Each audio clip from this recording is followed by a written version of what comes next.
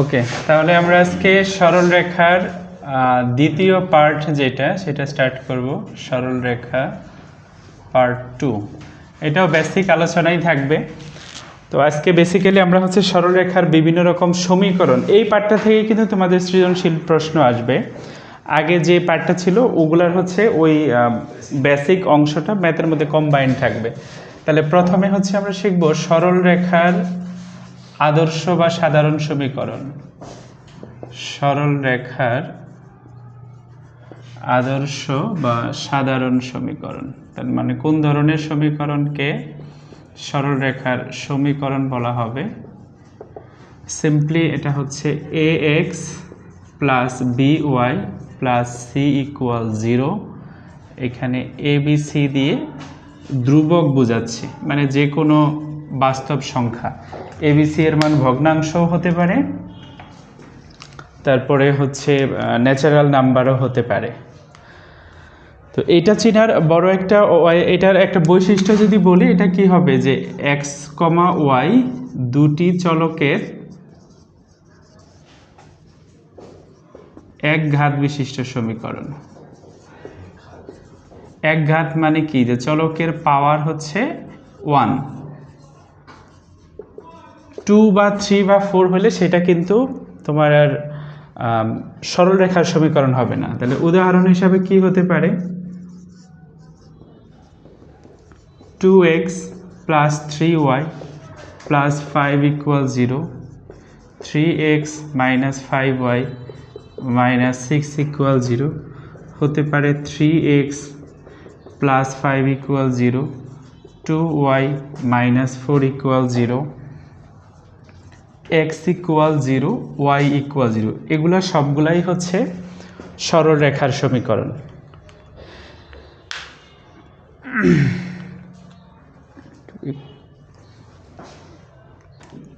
আচ্ছা, এখন দেখো এই যে প্রথম যে সমীকরণটা, এটা কিন্তু হুবহু ম্যাচ করতেছে, তাই না? এখানে a এর মান 2, b এর মান 3, c এর মান 5। দ্বিতীয় সমীকরণটা b এর মান -5, c এর মান -6 ম্যাচ করতেছে। বাট এই তৃতীয় সমীকরণ বা পঞ্চম ষষ্ঠ সমীকরণ কি ম্যাচ করে? এটা দেখো 3x প্লাস 5 ইকুয়াল 0, এটা ম্যাচ করে, অ্যাকচুয়ালি এই হিডেন অবস্থায় আছে। এটা হচ্ছে 3x plus 0y plus 0 equal 0, match করতেছে না? তার মানে এখানে ওয়াইয়ের সহগ কি আছে? 0, সি এর মান কি আছে? 0 আছে। তার মানে যে বলছিলাম এবিসি ধ্রুবক, মানে এবিসি কি হতে পারে? 0 হতে পারে। এই যে যেমন আমরা এক্স ইকুয়াল 0 যেটা লিখলাম, এটা তাহলে কোন অবস্থায় আছে? 1 into x plus 0 into y plus 0 equal 0, ঠিক আছে? কোনটায়? হ্যাঁ, এইখানে সি এর মান 5 হবে। হ্যাঁ, থ্যাংক ইউ। আচ্ছা, তার মানে বিষয় এইখানে দেখো x ইকুয়াল 0 হলে এখানে x এর সহগ 1 আছে, y এর সহগ 0 আছে, আবার c এর মান কি আছে? 0 আছে। তাহলে এই দুটো উঠায় নাও। তার মানে এইভাবে আমরা বলতে পারি এগুলো সবগুলোই হচ্ছে অ্যাকচুয়ালি সরল রেখার সমীকরণ, কারণ এগুলাকে যে এই আদর্শ রূপে নিয়ে যাওয়া যায়।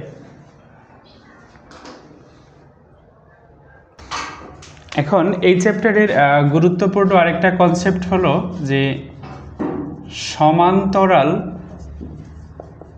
এবং লম্ব রেখার সমীকরণ।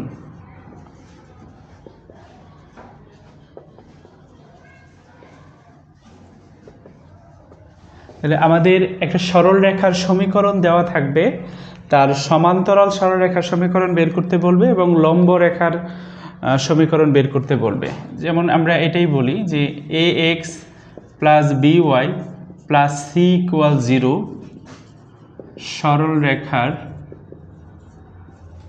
এক নম্বরে হচ্ছে সমান্তরাল রেখার সমীকরণ। সমান্তরাল রেখার সমীকরণ সিম্পলি ax প্লাস by সব ঠিক থাকবে, ধ্রুবপদটা চেঞ্জ হয়ে নতুন ধ্রুবপদ হবে। তাহলে দেখো সমান্তরাল রেখার সমীকরণ যদি বের করতে চাই, তাহলে সরলরেখাটা সবই সেম থাকবে, শুধুমাত্র ধ্রুবপদটা চেঞ্জ আসবে। আর যদি লম্ব রেখার সমীকরণ বের করতে চাই, যে লম্ব রেখার সমীকরণ,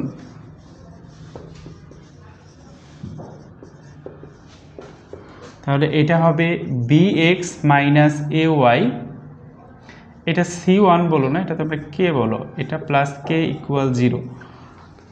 তাহলে এই লম্ব রেখার সমীকরণের এই চেঞ্জটা কি হচ্ছে, তাহলে কি পরিবর্তন করলে লম্ব রেখার সমীকরণটা পাওয়া যাচ্ছে? তাহলে এখানে পরিবর্তনটা কি, যে এক নম্বরে হচ্ছে ওয়াইয়ের সহগ এক্সে আসতেছে, তার মানে এক্স ও ওয়াইয়ের সহগ পরস্পর পরিবর্তন,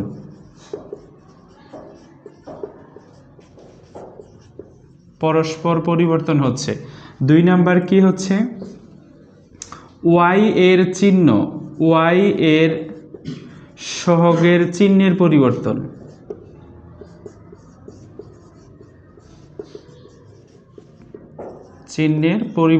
হয়। এবং সর্বশেষ হচ্ছে ধ্রুবপদের পরিবর্তন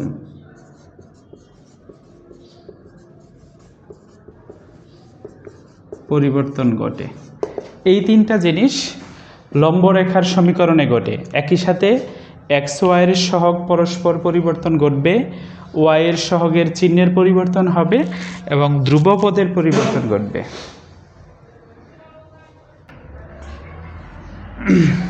আচ্ছা, এইখানে দেখো আরেকটা কনসেপ্ট, এটা লেখা হচ্ছে দুটি বিন্দুর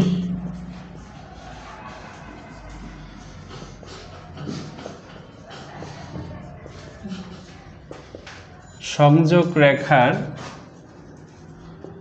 লম্ব সমদ্বিখণ্ডকের সমীকরণ।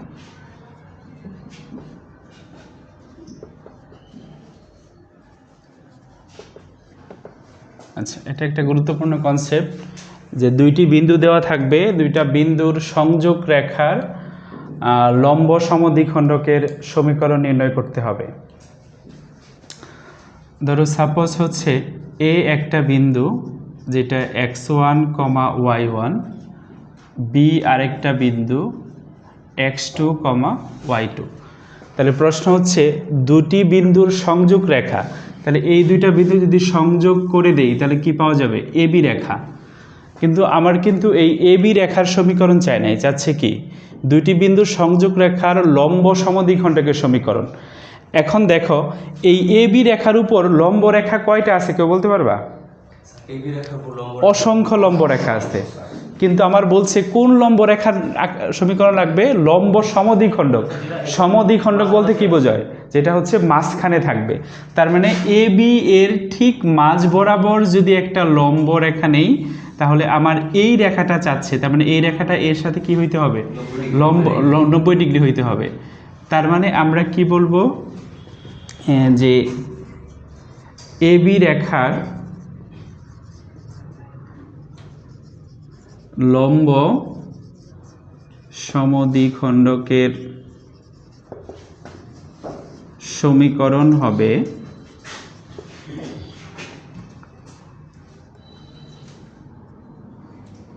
এখানে এ ও বি বিন্দুর মধ্যবিন্দুগামী এবং এবি রেখার উপর লম্ব এরূপ রেখার সমীকরণ।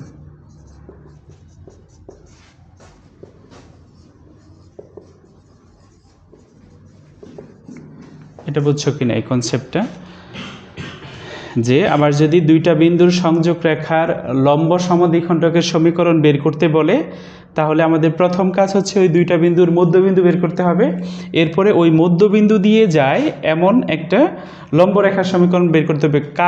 কার লম্ব রেখা, এটা কিন্তু এ বি রেখার উপর লম্ব হইতে হবে, তাই না? তো তার মানে এই কেজে আমরা একটা সমীকরণই পাবো, কিন্তু যদি বলতো দুইটি বিন্দুর সংযোগ রেখার লম্ব রেখার সমীকরণ বের করো, তখন কি সেটা বের করা যাইতো?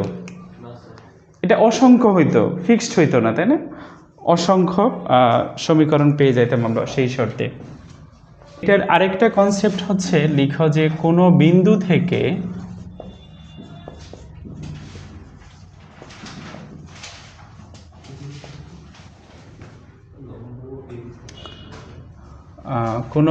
থেকে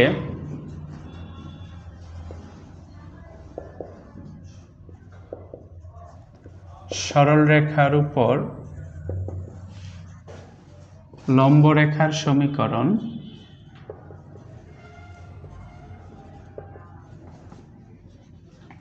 নির্ণয় এবং পাদবিন্দুর স্থানাঙ্ক নির্ণয়।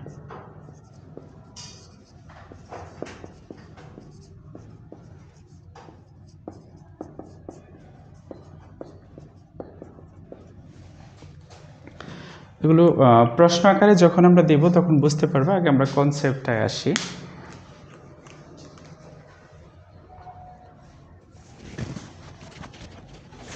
আচ্ছা, তাহলে প্রথমে হচ্ছে আমাদের প্রশ্নটা এরকম থাকবে, ধরো হচ্ছে একটা রেখা দেওয়া থাকবে, তাহলে সাধারণ যে কোনো সরলরেখার সমীকরণ কত, ax plus by plus c equal 0, এবং একটা বিন্দু দেওয়া থাকবে, একটা ফিক্সড পয়েন্ট দেওয়া থাকবে, তাহলে বিন্দুটা ধরে নিচ্ছি x1, y1।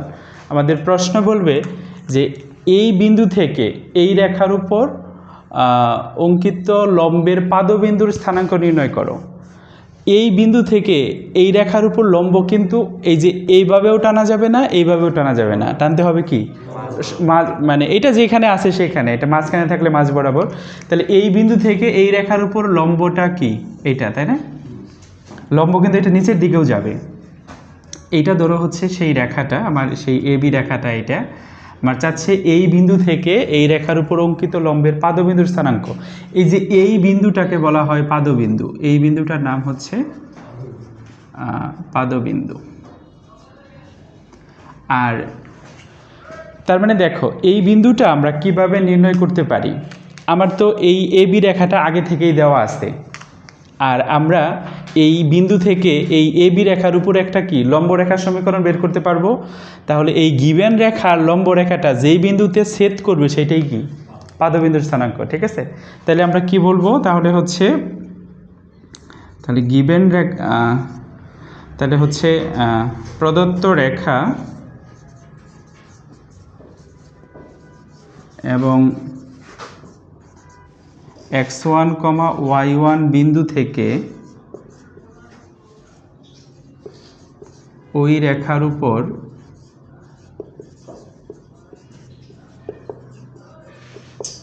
অঙ্কিত লম্ব রেখার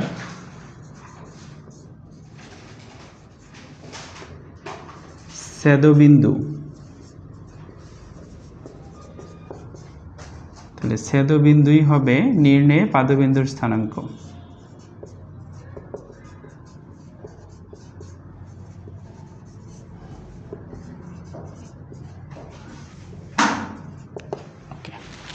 তাহলে প্রদত্ত রেখা এবং এত বিন্দু থেকে ওই রেখার উপর অঙ্কিত লম্ব রেখার ছেদবিন্দুই হবে নির্ণয়ে পাদবিন্দুর স্থানাঙ্ক। আচ্ছা, তাইলে দেখো এইখানে যে ছেদবিন্দু, দুইটা রেখার ছেদবিন্দু নির্ণয় করার তোমরা 9-10 থেকেই 3টা পদ্ধতি শিখে আসছো, বজ্রগুণন, প্রতিস্থাপন আর অপনয়ন। তার মানে দুইটা রেখা দেওয়া থাকবে, অ্যাকচুয়ালি দুইটা সমীকরণ দেওয়া থাকবে, একঘাত সমীকরণ, সেগুলো অপনয়ন, প্রতিস্থাপন এবং বজ্রগুণন প্রক্রিয়ায় সেটা বের করা যাবে। আমরা আরেকটা শিখবো যে দুটি রেখার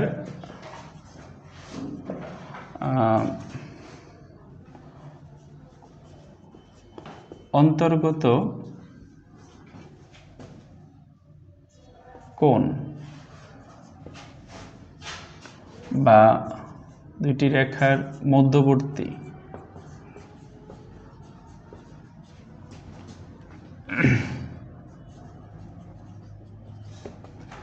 তাহলে দুইটি রেখার অন্তর্গত কোণ বা মধ্যবর্তী কোণ নির্ণয়, আমাদের দুইটা রেখা থাকবে, এই দুইটা রেখার মধ্যবর্তী কোণটা কত সেটা আমরা জানতে হবে। আচ্ছা, তাহলে সাপোজ আমরা প্রথমে হচ্ছে এক্স অক্ষ আর ওয়াই অক্ষ নেও, যে এটা এক্স অক্ষ, এটা ওয়াই অক্ষ, এটা হচ্ছে মূল বিন্দু 0, 0 বিন্দু। তাহলে ধরো হচ্ছে এইটা একটা রেখা আর এইটা আরেকটা রেখা, তাহলে এটা হচ্ছে 1 নং রেখা, এটা হচ্ছে 2 নং রেখা। তাহলে 1 ও 2 নং রেখার মধ্যবর্তী কোণ বলতে কোনটাকে বোঝাচ্ছে, এই কোণটাকে বোঝাচ্ছে, তাই না? 1 ও 2 নং রেখার মধ্যবর্তী কোণ হচ্ছে এই থিটা, এই থিটাটা আমাদের বের করতে হবে। এখন দেখো এই যে এইটা যদি আমরা একটা ত্রিভুজ চিন্তা করি, এ, এই বিন্দুটা বি, এই বিন্দুটা সি, এবিসি ত্রিভুজ। এই প্রথম রেখাটা মনে করে নাও, এই যে এই আকৃতির রেখার সাথে পরিচিত তোমরা, y equal mx plus c, এটা কিন্তু সরলরেখার আরেকটা আদর্শ রূপ, এটা ঢাল আকৃতির আদর্শ রূপ। আর 2 নাম্বার রেখাটা ধরে নাও y equal m2x plus c2, তার মানে এখানে m1x, m1 দিয়ে কি বোঝাচ্ছে, প্রথম রেখার ঢাল, আর m2 হচ্ছে দ্বিতীয় রেখার ঢাল।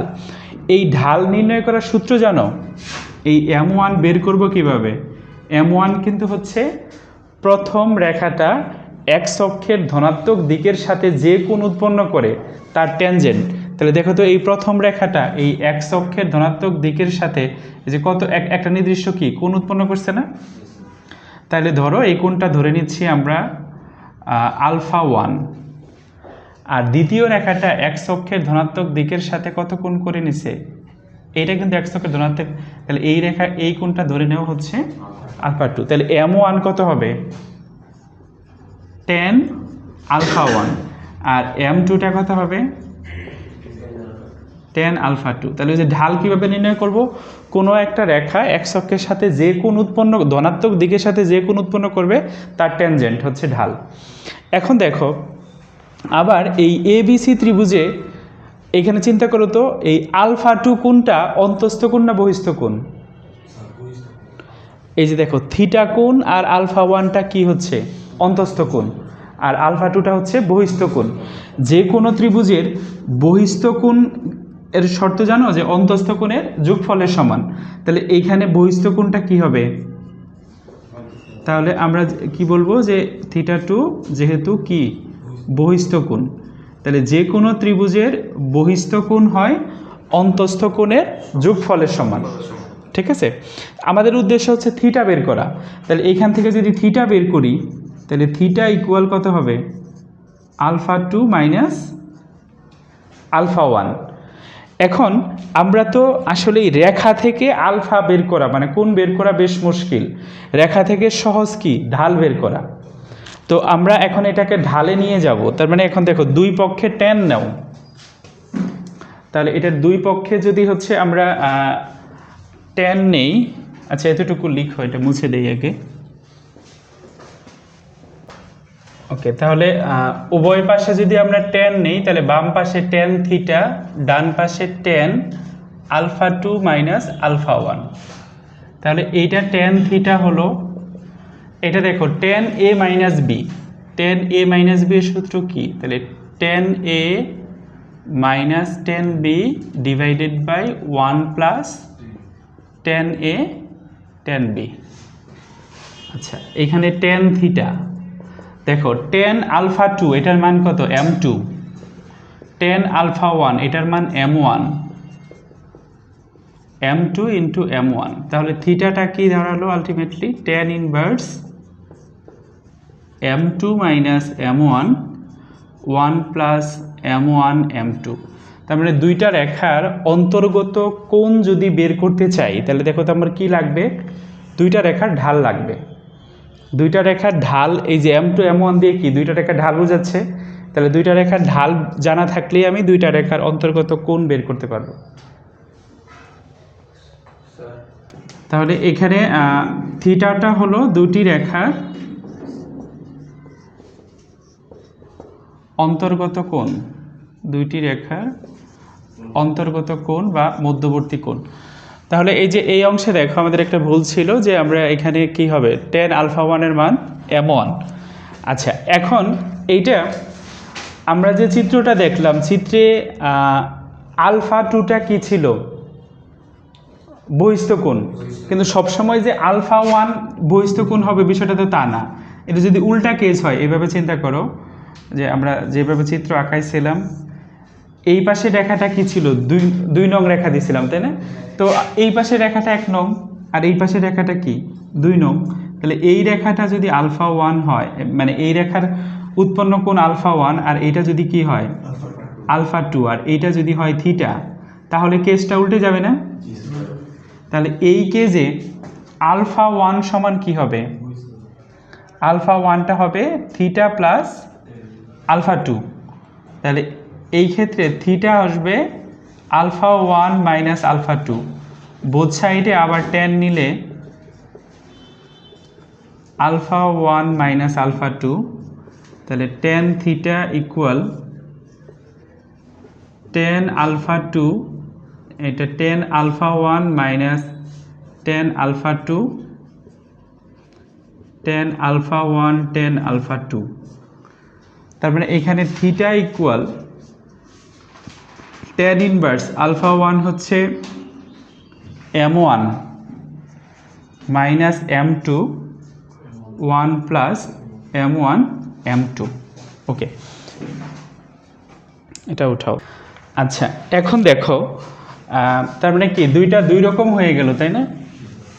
অ্যাকচুয়ালি এই জিনিসটা খেয়াল করো, আমরা বলছি দুইটি রেখার অন্তর্গত কোণ, অন্তর্গত কোণ এখানে নর্মালি হয় সূক্ষ্ম কোণ হবে অথবা স্থূল কোণ হবে। তো যখনই অন্তর্গত কোণ বলবে, তার মানে আমি জানি না এটা সূক্ষ্ম কোণ নাকি স্থূল কোণ, তাহলে এইভাবে লিখো যে অন্তর্গত কোণের ক্ষেত্রে, তাহলে অন্তর্গত কোণ বলতে এখানে আসলে সূক্ষ্ম স্থূল দুইটাকেই বোঝাবে, সূক্ষ্ম বা স্থূল একই সাথে কিন্তু দুইটা হবে না, কিন্তু সূক্ষ্মও হতে পারে স্থূলও হতে পারে। এই কেজে আমরা থিটাটা ইউজ করব হচ্ছে এই যে এখানে বিষয়টা দেখো, একটা হচ্ছে M two minus M one আর একটা হচ্ছে M one minus M two, তার মানে এই যে বিপরীত সম্পর্ক, এই সমস্যাটা চেঞ্জ করার জন্য যে সামনে আমরা প্লাস মাইনাস ইউজ করব, টেন ইনভার্স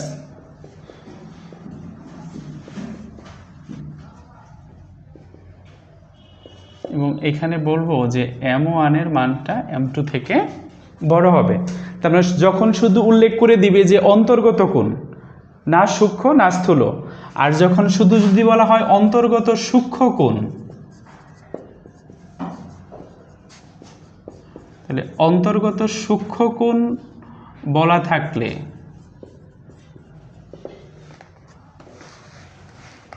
তখন থিটাটা হবে tan inverse m one minus M two.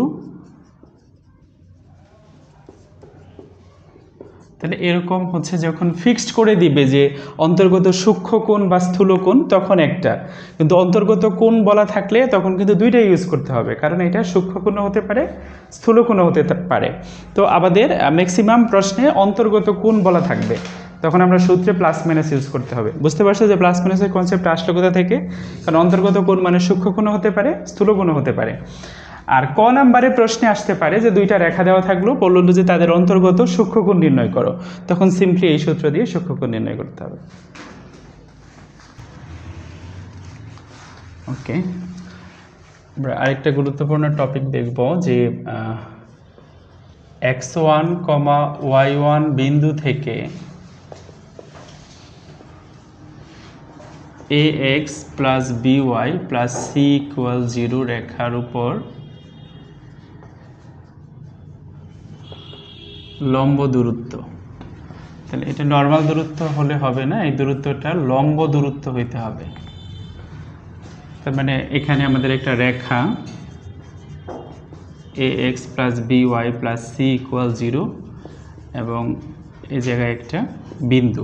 তাহলে প্রশ্ন হচ্ছে এই বিন্দু থেকে এই রেখার উপর লম্ব দূরত্ব, তাহলে সেই বিষয়টা কোনটা? এই যে এতটুকু হচ্ছে বিন্দু থেকে রেখাটার উপরে লম্ব দূরত্ব, লম্ব বরাবর দূরত্ব হইতে হবে, তার মানে এটা লম্ব হইতে হবে। এইখানে কিন্তু লম্ব রেখা চায় না, যাচ্ছে যা হচ্ছে লম্ব দূরত্ব। তাহলে এখানে দেখো লম্ব দূরত্বটা কত হবে, তাহলে ওই বিন্দু থেকে রেখাটার লম্ব দূরত্ব সিম্পলি মডুলাস অফ এই যে রেখাটা, এই রেখাটায় এক্সের পরিবর্তে x1 বসবে, ওয়াইয়ের পরিবর্তে y1 বসবে, ইকুয়াল 0 হবে না, আর ভাগ হবে এক্সের সহগের স্কোয়ার প্লাস ওয়াইয়ের সহগের স্কোয়ার। এটা আমরা অনেকগুলো ম্যাথে ব্যবহার করব। তাহলে এটা হচ্ছে কোনো বিন্দু থেকে কোনো রেখার উপর লম্ব দূরত্ব।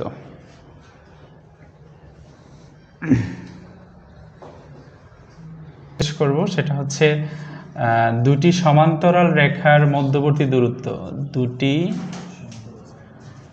সমান্তরাল রেখার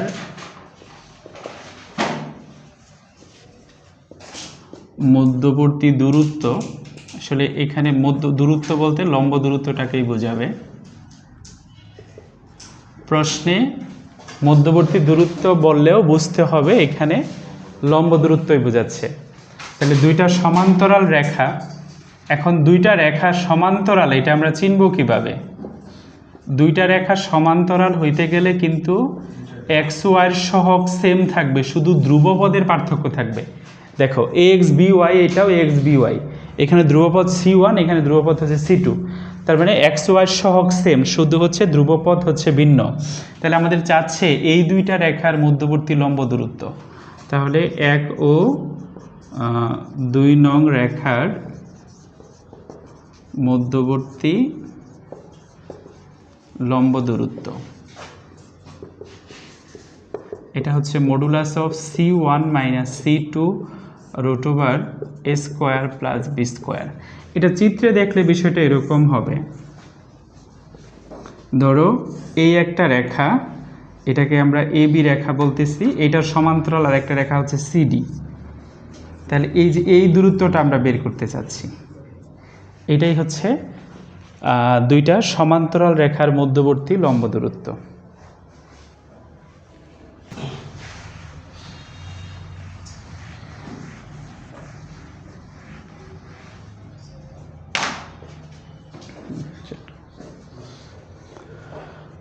ওকে, তাহলে হচ্ছে এরপরে লেখা হচ্ছে দুটি রেখার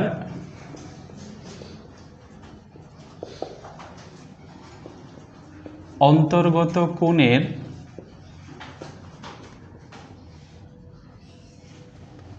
সমদ্বিখণ্ডকের সমীকরণ।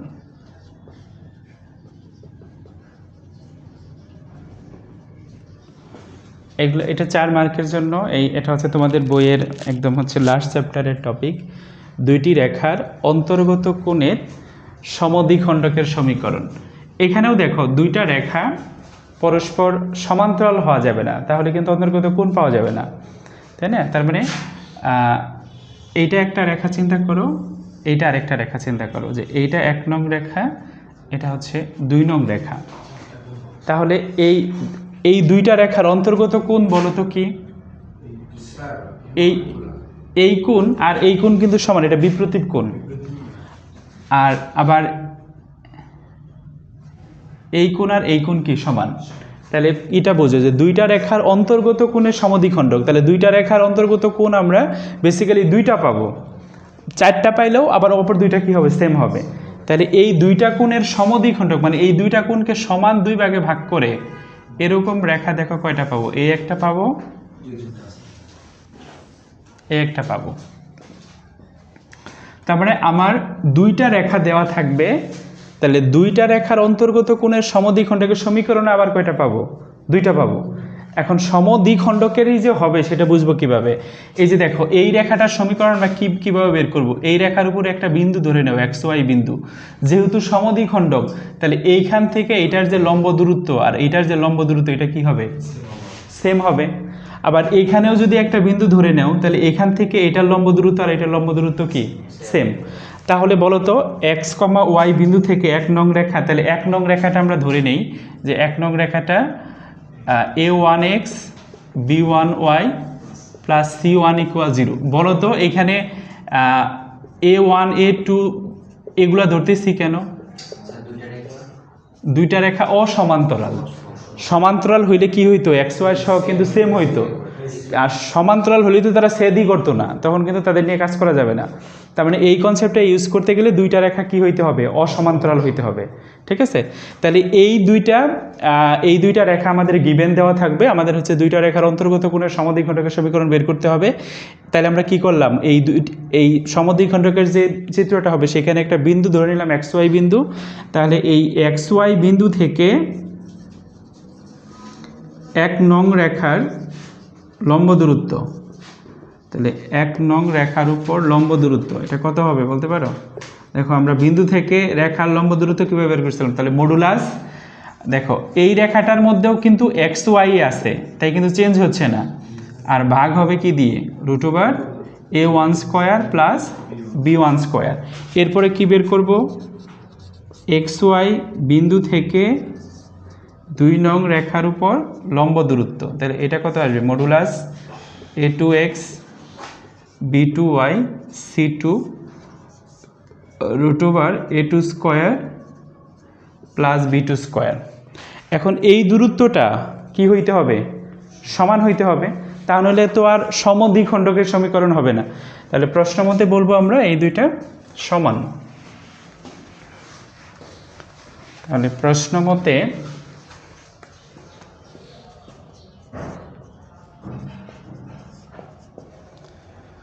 Modulus of a1x plus b1y plus c1 divided by √a1 square plus b1 square equal a2x b2y c2। এখন এই ব্যাপারটা বোঝো যে মডুলাস যদি সংখ্যার মধ্যে থাকে তাহলে সংখ্যাটা নেগেটিভ পজিটিভ সবই পজিটিভ হয়ে যায়, কিন্তু মডুলাসটা যখন চলকের মধ্যে থাকবে মডুলাসের উপরে কিন্তু প্লাস মাইনাস বসবে। তাহলে এখানে কি চলকের মধ্যে মডুলাস আছে না? তাহলে এই ক্ষেত্রে মডুলাসটা উঠে গেলে প্লাস মাইনাস বসবে, তাহলে এটা আসবে প্লাস মাইনাস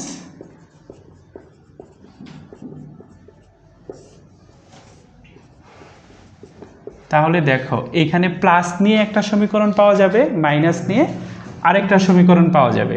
তাহলে এইটাই কিন্তু হচ্ছে আমাদের দুইটা রেখার মধ্যবর্তী কোণের সমদ্বিখণ্ডকের সমীকরণ। তাহলে আমরা কি বলবো? ইহাই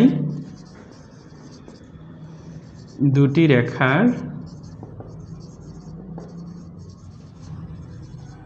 মধ্যবর্তী কোণের সমদ্বিখণ্ডকের সমীকরণ। এইখানেও দেখো একটা পেশ রয়ে গেল, বলছে মধ্যবর্তী কোণের সমদ্বিখণ্ডক, কিন্তু প্রশ্নে চাপে মধ্যবর্তী সূক্ষ্ম কোণের সমদ্বিখণ্ডক বা মধ্যবর্তী স্থূল কোণের সমদ্বিখণ্ডক, তখন কিন্তু দুইটা সমীকরণ পাওয়া যাবে না, তখন পাওয়া যাবে কয়টা? একটা। সেইটা আবার কিভাবে হবে? এই অতিরিক্ত দুইটা শর্ত লিখে নাও। a1 a2 plus b1 b2 is greater than 0 হলে প্লাস মান নিয়ে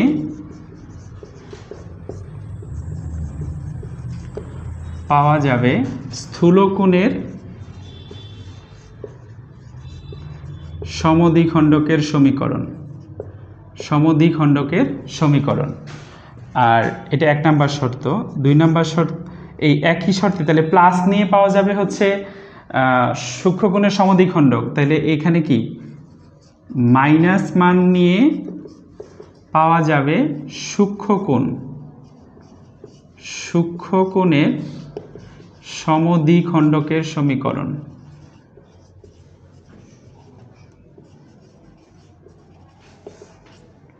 সমদ্বিখণ্ডকের সমীকরণ। তাহলে এটা 1 নাম্বার কন্ডিশন। 2 নাম্বার কন্ডিশন হচ্ছে a1 a2 plus b1 b2 এটা যদি লেস দেন 0 হয়, লেস দেন 0 হলে মাইনাস মান নিয়ে স্থূলকোণ। স্থূলকোণের সমদ্বিখণ্ডকের সমীকরণ। আর প্লাস মান নিয়ে সূক্ষ্মকোণের সমদ্বিখণ্ডকের সমীকরণ পাওয়া যাবে। এই কন্ডিশনগুলো গুলাই ফেলবা। আমি একটা হিডেন ট্রিক্স বলে দেই। দেখো a1 a2 b1 b2 is greater than 0 হচ্ছে, তার মানে গ্রেটার দেন 0 মানে কি? পজিটিভ।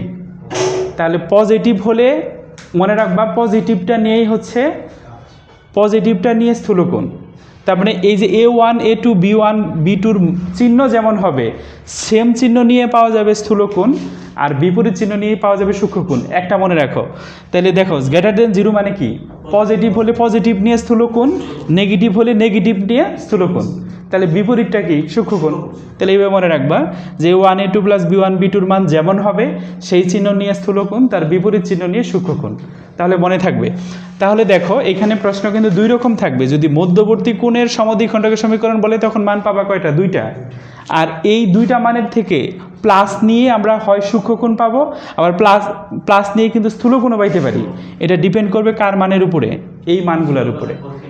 পজিটিভ না নেগেটিভ, ঠিক আছে। তো এই কন্ডিশনগুলো দিয়ে কিন্তু বেশি আসবে। তো এই কন্ডিশন দিয়ে আসলে এইটা তো করতেই হবে, আর অতিরিক্ত এতটুকু করতে হবে।